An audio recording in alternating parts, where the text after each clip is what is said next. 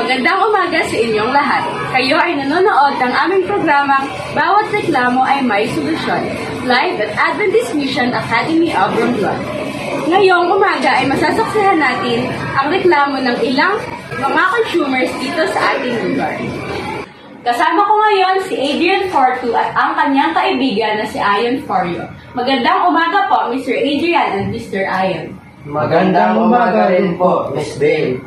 Mr. Adrian and Mr. Ion, nais ko pong marinig ang inyong reklamo. Ano po ba ang nangyari? Habang namimili po kami nung isang araw, may nakita po kaming magandang damit. At nung tinignan namin ang presyo nito sa price tag ay napakamura. Kaya pumunta na kami sa cashier para bayaran ito.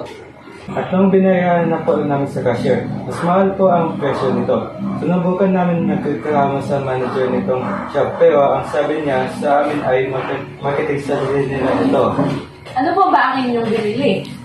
T-shirt po na ang nakalagay sa tag ay 599, pero ang binabayaran sa amin ay 799.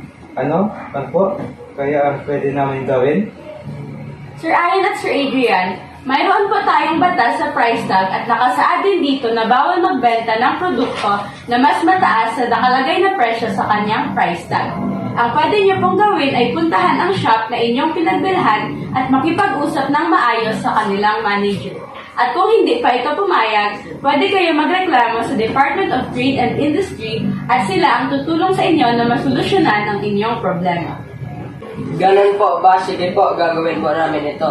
Maraming salamat po. Totoo nga na bawat reklamo ay may solusyon. Magbabalik po kami. Ako si Diego Botero, handang mag-service.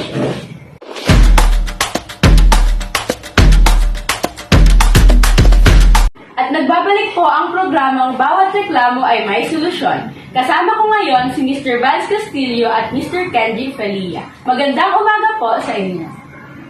Magandang umaga po, Miss Dale. Mr. Vance, pwede mo po ba ikwento kung anong reklamo mo kay Mr. Kenji? Kasi po, ma'am, may sakit po ako ng isang linggo. Pero ayaw po ako pagbintahan ng gamot nito si Kenji.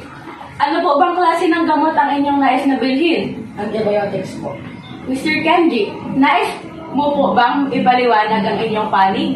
Ipinaliwanag ko na po sa kanya, Miss Dale, na bawal magbenta ng gamot tulad ng antibiotics na walang reseta ng doktor. Pero ayaw niya pong maniwala dahil gusto niyang gumaling sa kanyang sakit.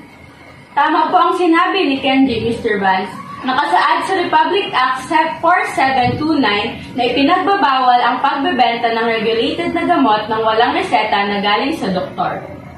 Ano po ang pwede kong gawin para makabili nun? Dapat ka pong pumunta sa iyong doktor para malaman mo ang iyong inumin na gamot at kung ilang beses mo ito inumin sa isang araw. Malinaw po ba ito sa inyo, Mr. Vance? Opo, naiintindihan ko na po. Maraming salamat.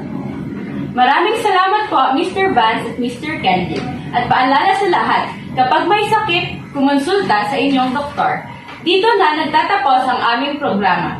Ako ulit si Diego Botero, handang magserbisyo. Hanggang sa muli.